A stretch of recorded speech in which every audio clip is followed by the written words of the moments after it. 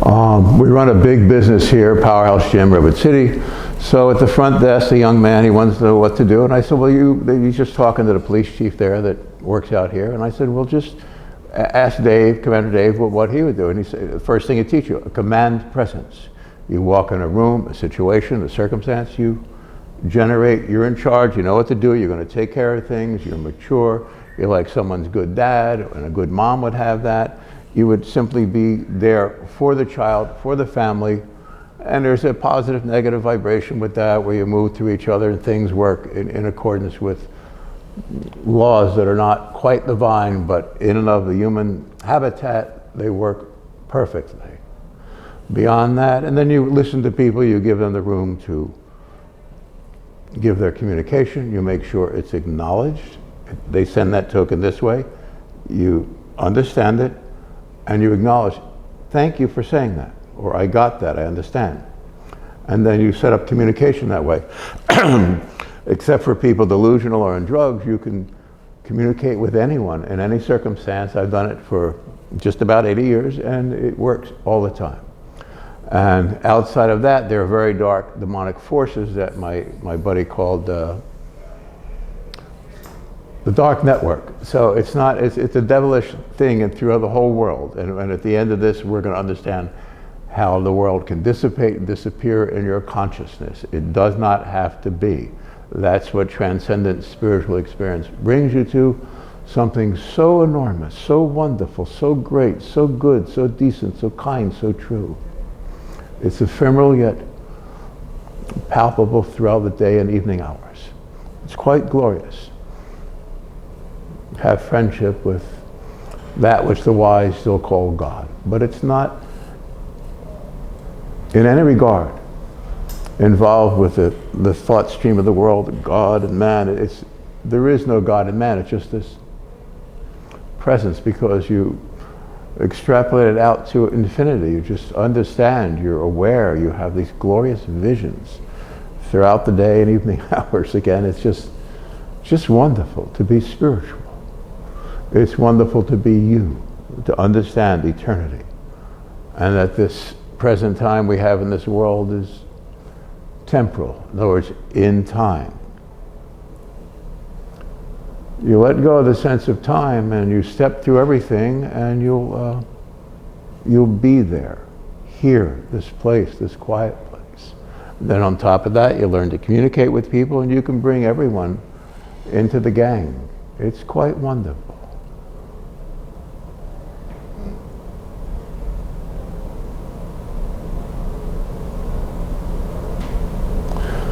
There's a condition called nirvana, spirituality, and it's yours and it's mine.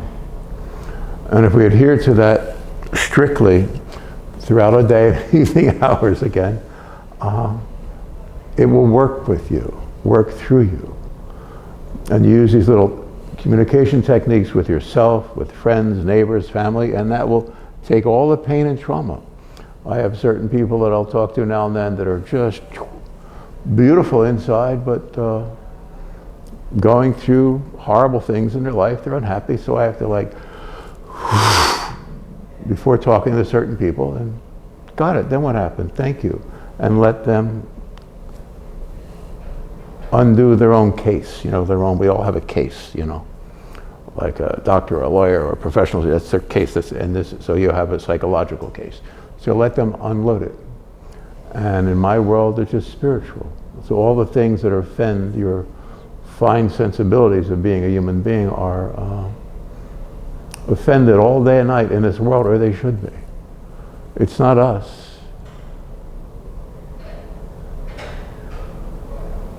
So find some way to quiet yourself, communicate clearly with those that you care for. Mostly, it's not about the game. You have to do that for a few moments, great, and then you find the back door out of there.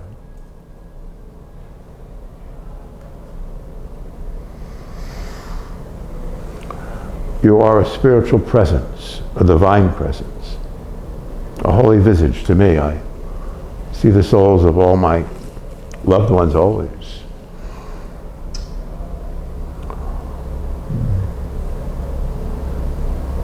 My buddy Susan George, she's a city manager, city town manager, and built all these buildings, a beautiful dog park up here she made happen, and so forth and so on. And she ran the Menlo Fire for 2 years. But she's a tough guy girl. And so people don't understand. And she wrote my book, After Time, which includes everything you could ever imagine spiritually and in your mind and heart and soul about the social political atmosphere of the world, everything whatsoever, in a very beautiful, highly articulated way. And it's just 80 pages, and it's everything. She put that together, and it's like my buddy Greg here. He's the busiest man in the world, general manager of this busy gym we're in, and you need something done, you go to Greg, because he's going to do it, he's going to finish it. And the reason I mentioned Susan is, like, people don't get, like, why, like, she doesn't seem to be the spiritual one, because she works so hard at this and that, and, you know, has this command presence and all that. But they don't know that, you know, on her off hours, like everyone here, all she does is care for the, like in the scripture, the sick and needy. Like animals run over and the back legs aren't working, she'll bring it home, no one in the world will know about it, and she'll hang out with it until it's well, or mentors children every day of her life, and so forth and so on. Have the horrible things in her life that we all have, and yet that's how she connects with spirituality, is giving her soul to the most innocent, the most, you know, because people like that have seen everything. Like Greg being a professional martial artist, running businesses and so forth and so on.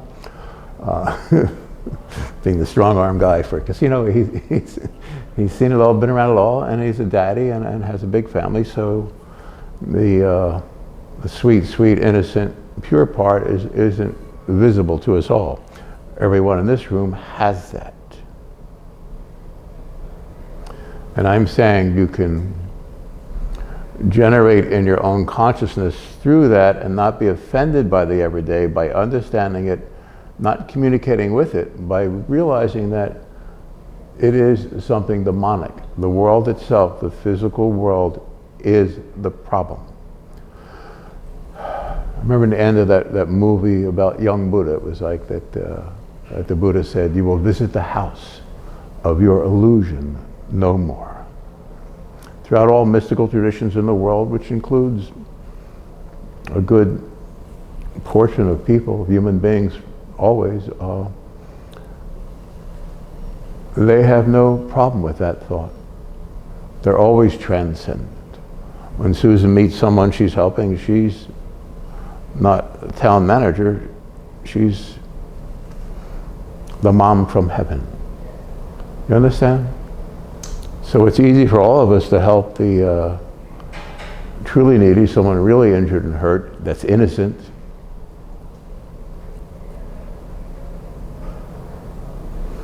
But we're here to help the whole thing for our God, our Father, our friend, our soul. God is us. So as soon as you take this step beyond this world and realize the world itself is the problem, it's a demonic presence. It's, my buddy Dr. Bodhi called it the dark network. It doesn't mean that it's all working at you together against you. It's crazy, and it's coming at you from different directions. And if you understand that, and you're quiet and you're spiritual, and you attain to some degree of communion with your higher self, but it's not a higher self, it is you. I live with as a spiritual being 24 hours a day, all of my life. Everyone in this room experiences that 24 hours a day, all their life. And it's easy for me to put it together and work it together because that's all I've ever worked on. I don't do anything else. And so I'm asking you with all my heart and soul to simply step away from it a little bit every day. Maybe put your issues on paper and then put them here, and you'll simply talk to that which we call God, and that which we call God will talk to you. And you'll discover a kind of humility that you cannot dream or imagine when God communicates with us. It's as though we're the only person in the world. Because to God, we are the only person in the world. And you're in a transcendent place beyond the dark network. So I work with a buddy here doing depossessions from time to time because, like all people, he had many problems, and we discussed it from maybe an uncle that was rude or this or that, or around drunks when he was young, or horrible incidents. And so I know how to listen to people and get them through their traumatic incidents. And once they're through and they see how they were battered in some way, then they can have the amount of presence to listen to the next person and the next person in a deeper and deeper way. And getting back to the dark network, everyone in this world is a victim. All spiritual people are a victim. We've been victimized. Drop your guilt yesterday. You've done nothing wrong. You've been set up.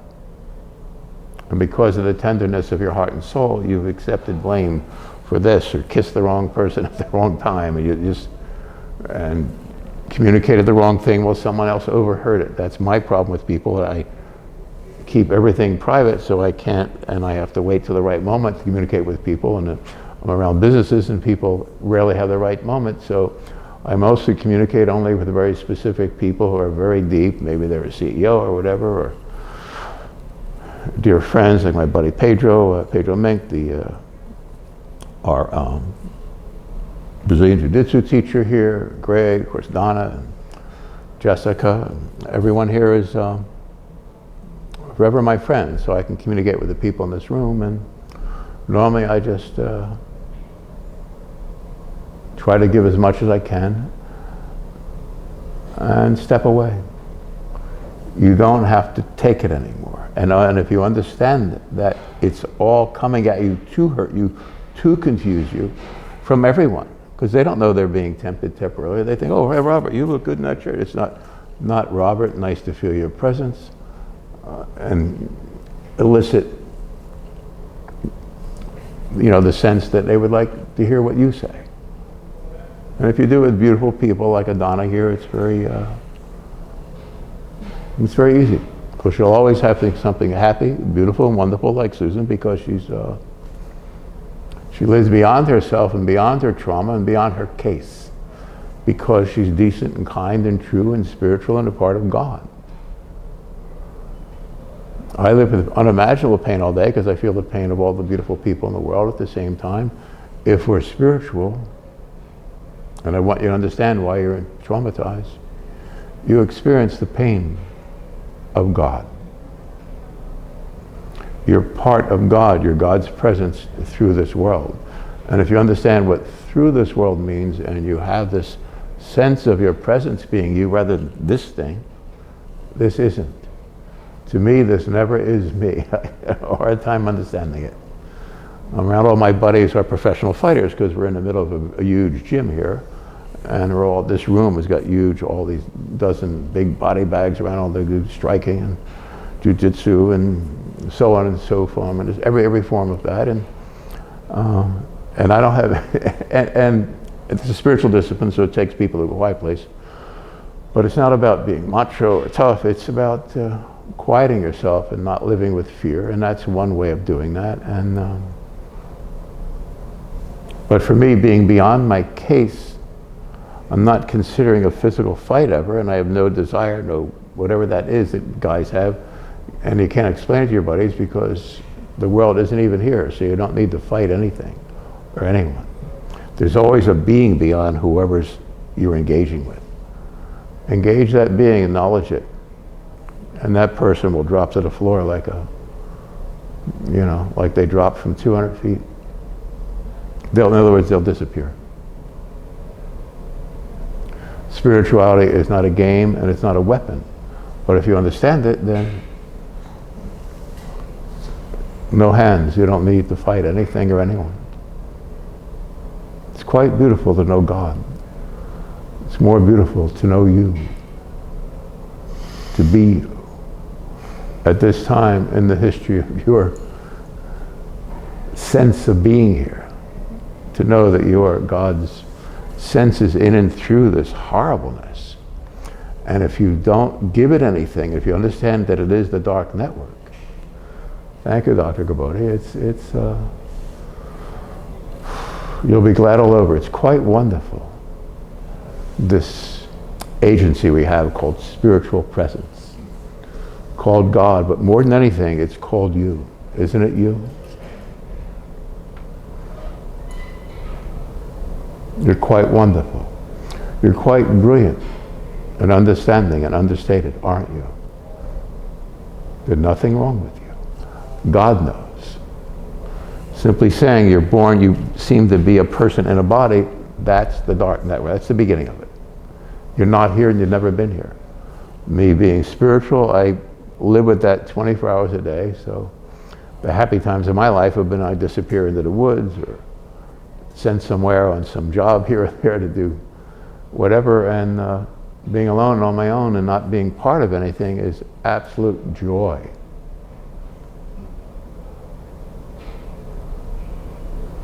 But that's not the work, is it? The work is to be in the midst of this madness, and if you center yourself very deeply, don't react to anything. This is psychological, emotional, acknowledging people, acknowledging presences, and you'll be visited by the great souls of eternity all day and all night. You want to feel Jesus Christ? It just is. Gautama Buddha. All these great souls, there's so many of them. Susan George. My buddies that have this ability to help and never show it, it's called selflessness. You even act out like you're a different kind of person. Like I'm strong when I'm around my buddies and all, but it's like, I'd have a heart of gold, and as do my buddies, but it's the heart of gold is the answer. And on top of that, to understand that the whole thing is against you from birth. Drop the guilt. You're set up. And then as soon as you do that, you'll see your mind, you'll recollect, oh, that happened and this person at that time, and you'll realize that you were set up subtly, and you couldn't do other or say whatever or hug whoever or whatever, but whatever touched your body never touched your soul. You're clean, you're whole, you're true, you're permanent, you're forever. You're God's fingertip in this world to remove a little smudge called the human condition. It's like guilty without wanting to be and innocent without knowing you're innocent. So that's the weaponry. It's called wisdom, spiritual wisdom. It's called you. It's your presence. You are your presence. You've never been less than that. So acknowledging the dark network, not accepting any guilt or blame or even part in it at all. That's what's called mysticism. The great ones have always sat quietly and called mystics. It's like if you see a writer looking out the window, he's not looking out the window, he's writing. You see a mystic looking out the window, he's disappeared into God. Disappear. Won't you? You're that, not this. We've all had visits and visitations, and I'm simply saying that extrapolate it out to the fullest and you won't be here. Let go of your case. There are no details. There is a God. You're God's finger touch in this world, and I'll simply say for myself, when I'm alone, even at home, all my life, I walk lightly. I do everything, close things lightly. I just because I'm not really here. This isn't here. It's not a weakness. Look at yourself in the mirror at night, and maybe a light, very small lighting, and you'll see this soft golden glow around you. That's you.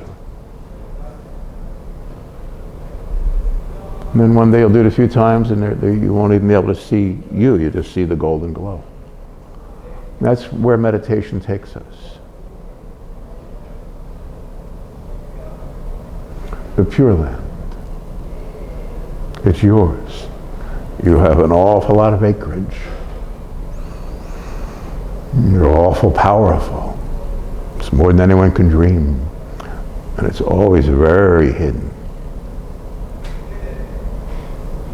And then when I left the mountains in Tibet, maybe 50 years ago, walking away, and I could have died because I love the monks so much. Because they're good. They live in this place, and I simply knew it was my place because I could communicate it, and I'd overcome the dark side, so I knew that I could teach, so I came back here to hell. And but the world is hell. Understand? It doesn't. But it's a mistake in perception when you're spiritual. You forget it when you fall in love. When I see my friend Susan healing a cat or helping a child, all the tough guy running the cities is gone, and just you see that mama bear at work, like all these 3 ladies have here that are scary tough ladies, and able to live a spiritual life in the middle of a little of a hell here is quite impressive.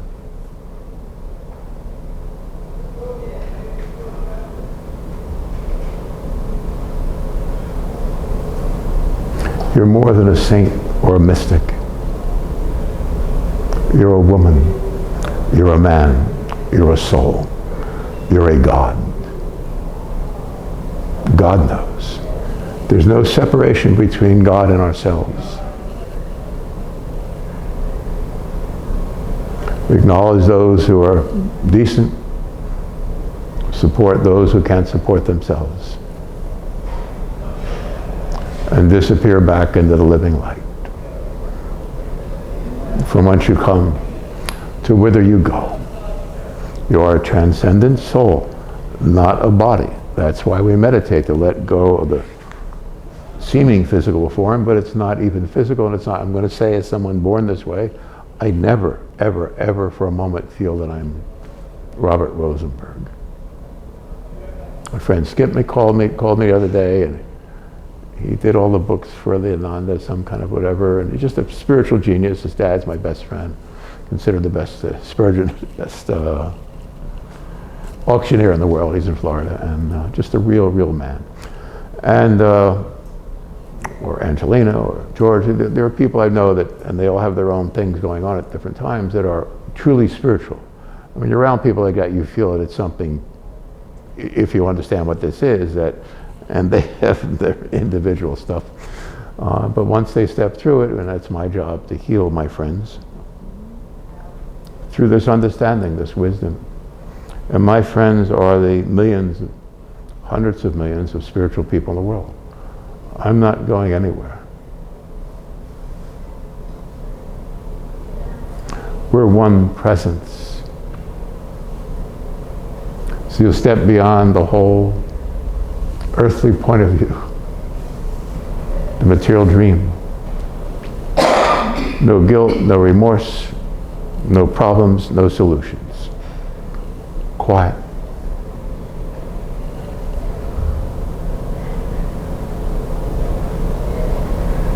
So I want Susan or the rest of us looking for victims to fix. I want us to fix the circumstance in our own consciousness, that we're transcendent of all, and then the earth shakers and people that own and charge, they'll be gone. And it's simply understanding Gabodi's words, Dr. Gabodi, that the dark network, it's all against you, everything. But it's not orchestrated specifically, they're getting together because they're all nuts. All the beings, all the devils, and I know more about this than anyone lived. I'm sorry for saying that, it's the God's truth. Because it's all I ever do is figure out different ways of communicating, of helping, of being with people. So if I work with my buddy, the most spiritual person I ever met, and it came recently, the last few months, a few times, and I healed the entire life. Because they're not a bad person, they're not lost. Their spiritual part is completely intact despite abuse issues that are unimaginable. So got to heal this entire person's life, meaning all their mother, father, brothers, uncles, aunts, you know what I mean? And the couple people that couldn't be fixed, had to make real clear we're not really there. You don't address it, drop it, let it go, don't let it in, because they're not even there. They simply are the devil. And if you understand that, you look the devil in the eye, he will flee from you. The devil fears one righteous person more than 1,000 blind believers. There's nothing wrong with you. There's everything right with you. You're good, you're decent, you're kind, you're true, you're spiritual, you're eternal, you're brilliant, you're a healer, you're a fixer, you're a teacher, you're a role model, you're a mother and a father and a sister and a brother. You are the family of eternity. And it's all transcendent. in your sense of self. So you spend some time quietly, and it doesn't matter. You don't need to read Dr. Bodhi's books or this or that. Or this. You simply have to be quiet. It will come to you. If I wanted to do karate one time, like, well, why am I keeping going by that place? I looked at that building, and I see that guy. I didn't know who he was, and I finally one day I went off there. Whatever it was, I was going to join, because I was driving by him back from work all the day, 50 years, 45 years ago, 40 whatever. It was Rod Martin's karate studio, and the guy standing in front was Dale Goodhart. And so he had a good presence, so that's what attracted me. That's why I was telling the people at the front desk here, you make this a business, work together. Just stand there like Commander Dave, who said, you know, set up a command presence. If you're a cop, that's the first thing you do. So set up a presence that you're here, you warn people, you greet people, and then acknowledge, listen to people.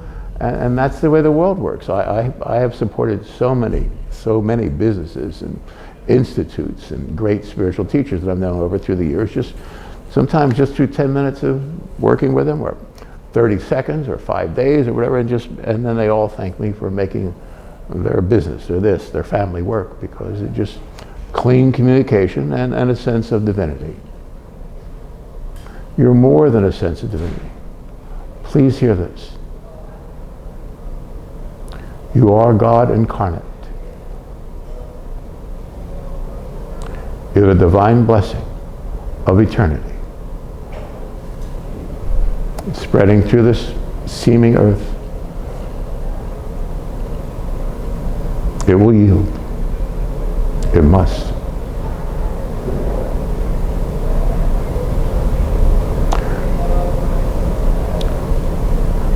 You are authorized to use the power of God.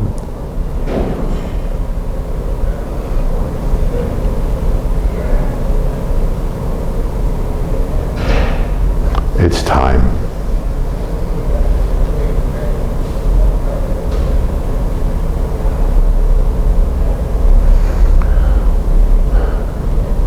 You have an enormous spiritual presence that you're commanded to acknowledge at this point in your life, for you first, for you. Isn't it enough? Haven't you lived through enough?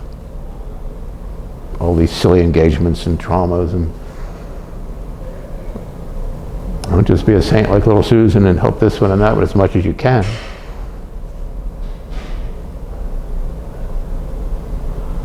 But live in that place that Susan lives when she's helping an injured person, child, even fish.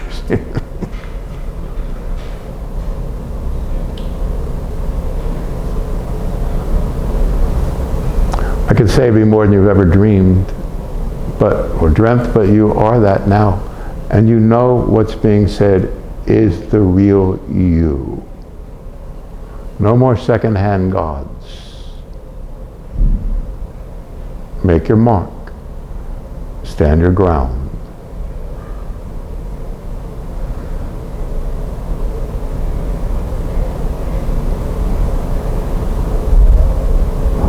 It'll be coming at you more than ever, and you're going to love it.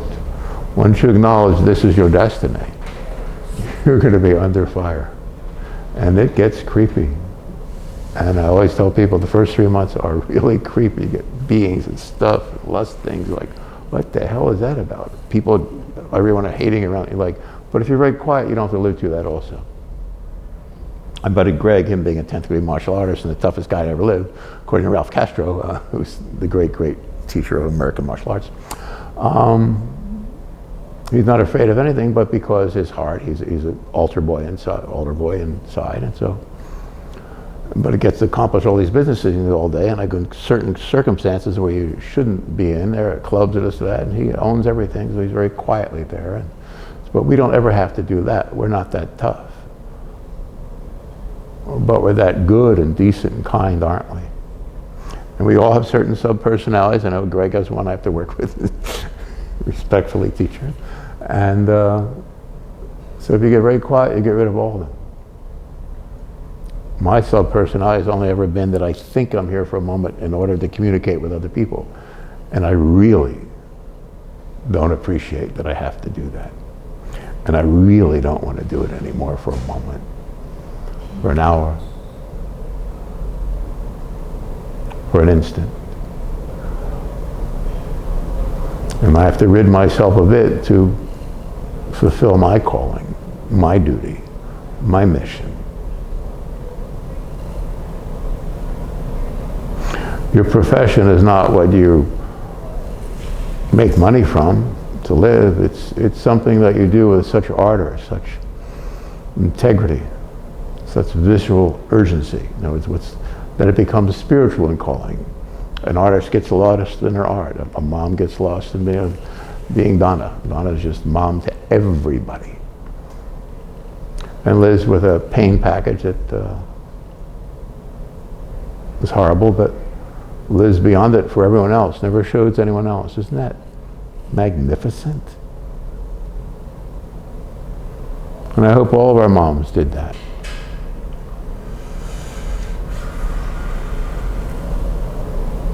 My friend here is a mom. I was at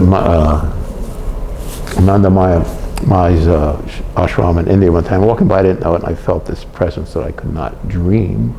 Didn't know who it was till years later when that's who that was, and she was there. I thought she'd passed. Felt something so enormous. So I'm simply saying, and my friend here has that, and I'm saying, every now and then we're fortunate to meet someone like that. So support someone like that, gently, kindly, from a distance or whatever is safe and right in your existence. And many times I don't acknowledge certain people that are very spiritual because there's other things around. I don't want to get anything confused or set them up. And you'll find ways of doing this. It's like playing chess. Last week we talked about playing your cards close to the vest, so other people don't see. It's just simply, and you don't give up any facial indicators that you have this or that, the other. So when you're in this deep, deep spiritual place, you'll be able to help 16 people at the same time. It's a good beginning practice. I remember I'd sit years ago and quietly, and I'd generate this kindness, this spiritual presence, this spiritual confidence to 100 people at a time. Because we're spiritual presences. I'm not this. I'm that. You're not this. And you'll find 100 ways of that to open yourself up, to open all the doorways, to heal all the castaways. You know what I mean? All those that have been thrown out or left on the side of the road, like Susan. We can all do that. And we don't have to step away from our easy chair to do it. It will come to you and come to you and come to you. Those little dream states we hit it in the night or sometimes where we're lighter than air and we're feeling this one and that one and our aunt and our mom and our boyfriend or girlfriend or whatever. And where it's kind of magical. It's not physical. It's like, it's that can be there, but you can get through everything and eventually it's just there, and that's the real you. If you concentrate before you dream, you'll be awake during your dreams. And your bigger dream is your waking state, where you aspire to spirituality, to godness, to a true kindness that's stronger than steel. I meant to say that I know when I've come that horrible circumstances in my life, this thing is shot through and I can do anything.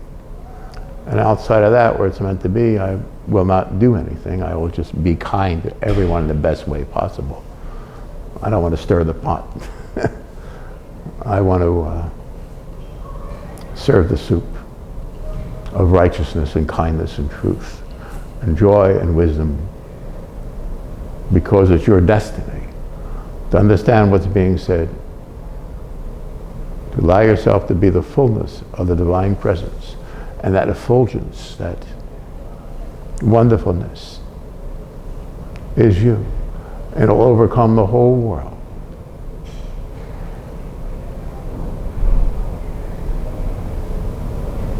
You're not of this world. God be with you in this holy mission. You are God's presence. Everything that God is, you are, and it's infinitely more precious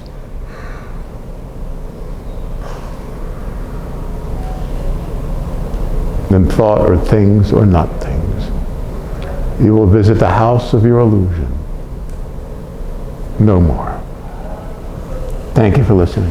Thank you, Mr. Sculta. Thank you, my friends.